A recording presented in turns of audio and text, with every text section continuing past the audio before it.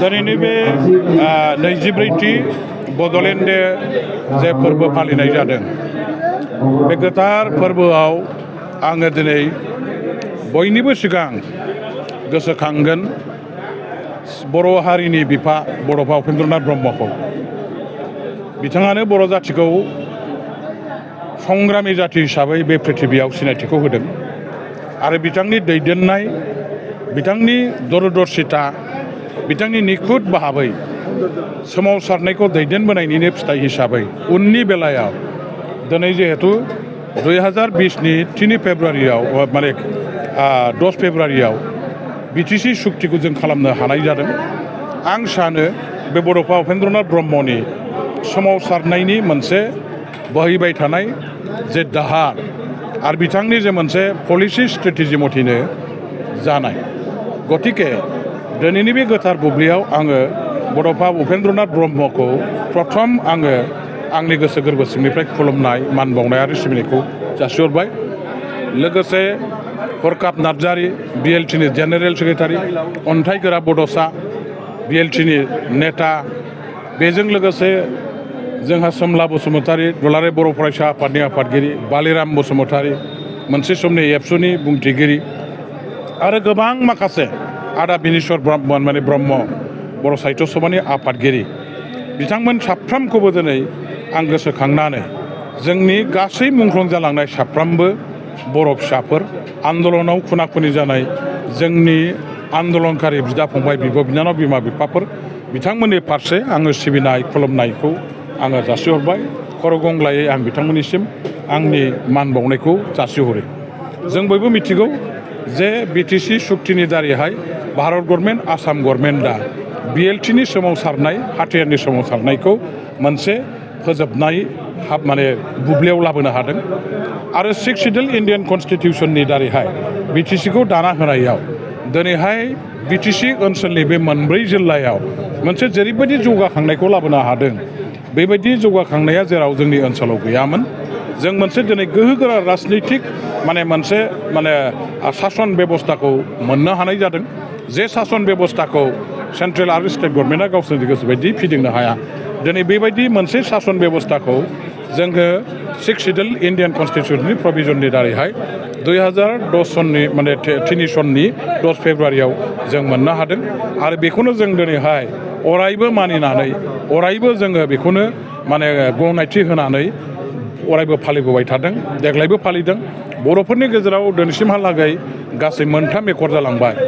गासै 1993 सननि 20 फेब्रुवारियाव बिएसि सुक्ति, जे सुक्तिया स्टेट एक्टनि आन्दाराव जादोंमोन, जाय सुक्तियानाखि सेन्ट्रेल गभर्नमेन्टनि बा सेन्ट्रेल एक्टनि आन्दाराव नङामोन, संबिधाननि सिङाव खुनु प्रभिजनाव नङामोन, कमप्लिटलि स्टेट एक्टनि आन्दारावमोन, जायखौ नाखस खालामनानैनो 6 शिड्युल बिटिसि दानायनि आन्दलना जाफिनदों। बे मोनसे सुक्तिमोन आरो नै 2003 सननि 10 फेब्रुवारि दिनैनि जे थारिखआव जानाय सुक्ति, बिटिसि सुक्ति जेखौ जों बुङो, आरो लोगोसे जोंहा थांनाय 2020नि 27 जानुवारियाव बिटिआर नामनि एबसु आरो एनडिएफबिआ ज' जानानै जे सुक्ति खालामदों, बेफोर गासैखौबो लानानै 3 सुक्ति दासिम राजनितिक समाधाननि नामाव, आन्दलननि समाधाननि नामाव भारत गभर्नमेन्ट, आसाम गभर्नमेन्टआ खालामदों।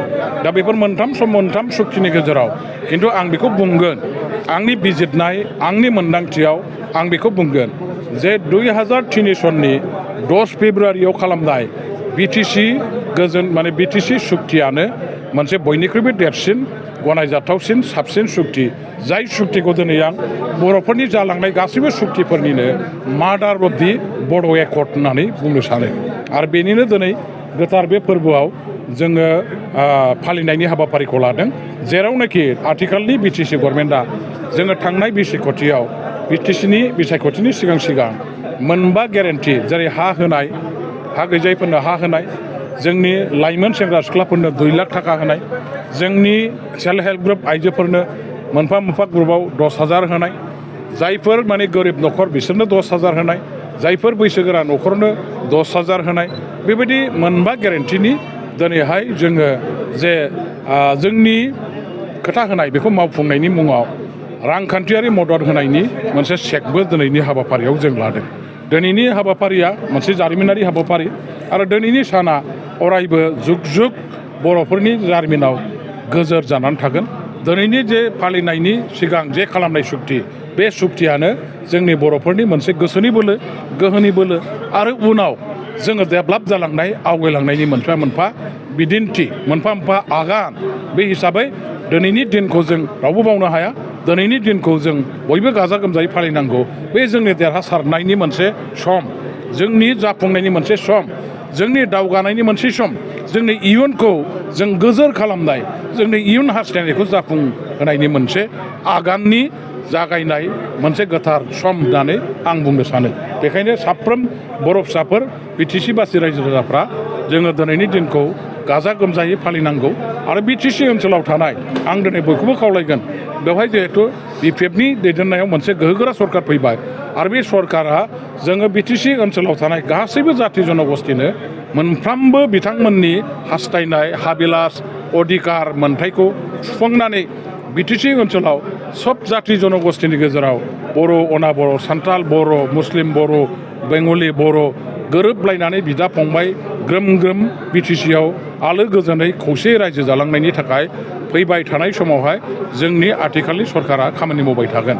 आं बेखिनिखौ दिनैनि बे गोथार बुब्लियाव रायजो राजाफोरनिसिम मोनसे मेसेज होनानै बेवहायनो दोनथ'बाय।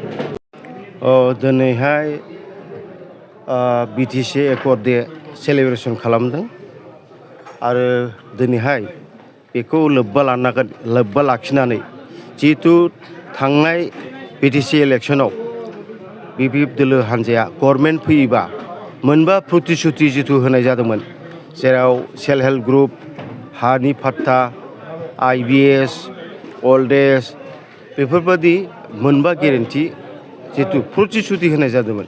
दिनै एकर्ड डे सेलेब्रेसन फालिनाय दिनजों लोगोसे इलेक्सनाव प्रतिश्रुति होनाय बायदि प्रत्येक माबानोनो मोनबा हरनाय जाग्रोबाय आरो बे उननि बेलायाव नैबे फेब्रुवारिनि गेजेराव बे जिनिसखौ होजोबनाय जागोन।